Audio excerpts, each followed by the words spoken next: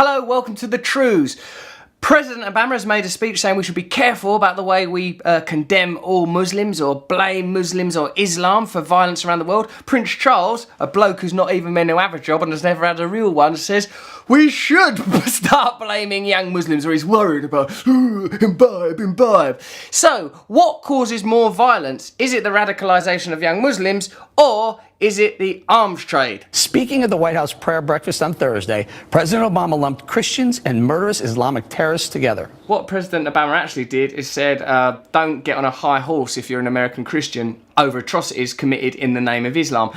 And in a way, Obama is quite right to say that, because whilst all religious violence is bad and terrible, and Muslim violence bad and terrible, listen to this. Muslim violence has claimed the lives of around 2 million people. God, that's awful, isn't it? But Christian violence has claimed 100 million lives. And more importantly than that, capitalism violence. Capitalism is an ideology too. It has its profits, it has its ideology, it has its institutions, and it's held together in the same way that a religion is. It's a kind of secular extremism. And lest we get on our high horse and think this is unique to some other place, remember that during the Crusades and the Inquisition, Never mind the Crusades, what about the Gulf War? people committed terrible deeds in the name of Christ. So this is not unique to one group or one religion. There is a tendency in us, a sinful tendency. Credit to Barack Obama, he is trying to address the fact that good and evil is not an externalised or religious creed, but a human issue, and every human being has to deal with their own selfishness and their own greed and try to form a society based around our better judgments. But it's not easy to do that if you're the President of the United States. In 2011, the United States exported weapons to countries with concerning human rights records, such as the United Arab Emirates, Qatar, Israel, Djibouti, Honduras, Saudi Arabia, Kuwait, Algeria, Peru, Bahrain, and, themselves. Never mind all these countries, themselves, they've got arms. America is the biggest weapons exporter in the whole world. In 1999, the US had supplied arms or military technology to parties to more than 92% of active conflicts worldwide.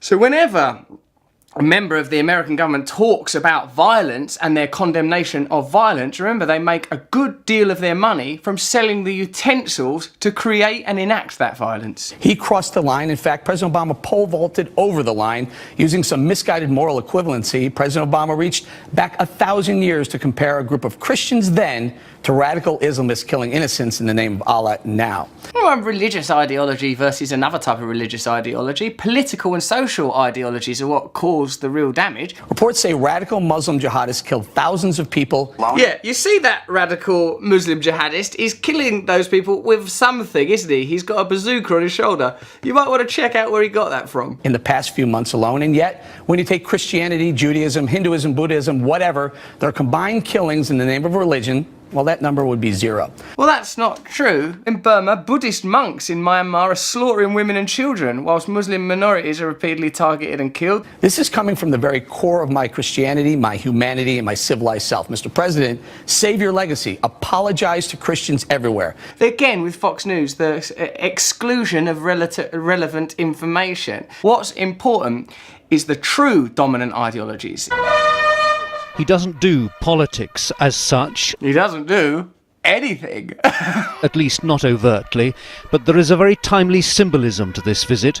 This was Britain saying to Jordan, we stand alongside you in the fight against Islamic State. In a way, that's a highly political role, and also on the Trews a little while ago, we talked about the fact that Prince Charles and the Queen have power of veto over bills that have already been passed through Parliament, a thing that doesn't outrage us at all, because we're too busy being outraged by what we're told to be outraged by. Charles was shown around part of the camp, seeing for himself one part of the human tragedy of a neighbouring country in which Islamist extremism has taken such a hold. Do you think that some of the problems could be a result of weaponry? The UK sells arms to 23 countries considered dangerous by the Foreign Office. Between 2012 and 2013, the UK, our country, sold £26 billion worth of weapons to 64 different countries, 12.3 billion to countries on the UK's own human rights list. Now, me, I'm just a person, as you know, but for me, it seems like if you don't want wars and violence, don't have a massive industry selling the tools of war and violence. Oh yeah, but we have to for the economy. Okay then, well then shut up about wars and violence. Just shut up about it. Don't have an opinion, except just express the truth. We need wars and violence because we make loads and loads of money out of it. Don't get involved with amnesty, don't get involved with comic relief, don't get involved in anything. Just shut up and sell your weapons. And if you think that this isn't something that explicitly involves our government as well as big business, it most certainly is. Last week, 40 MPs joined the BBC's Jeremy Vine and hundreds of arms dealers at an arms dealer gala at the Hilton Hotel. Also present was Jeff Hoon, who is the head of government affairs at Augusta Westland, a company that he gave a 1.7 billion contract to while he was in office. While he was Defence Secretary, he gave a 1.6 billion contract to Augusta Westland, that sound evil, and now they've given him a job.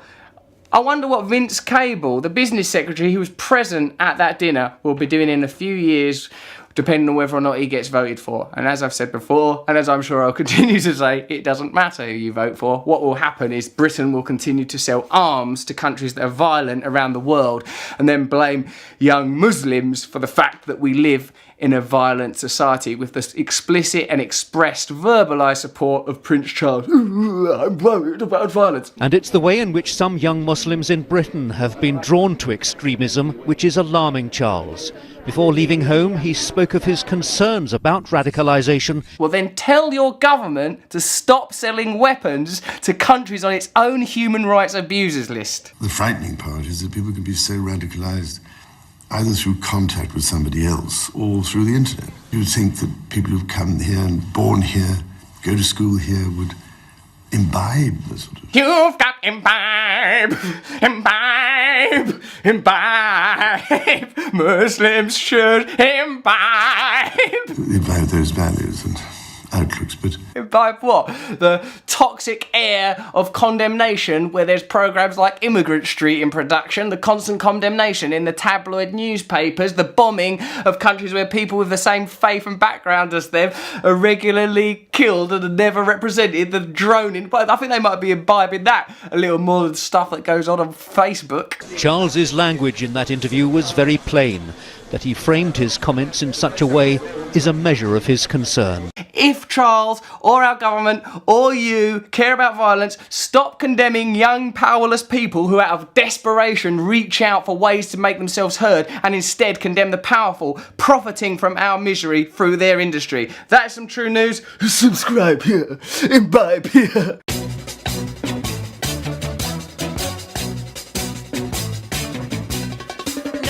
Is a tool that is abused to fool you and to leave you scared and confused. Trews is like the news. If the news was true, I want some Trews. Let's have some Trews.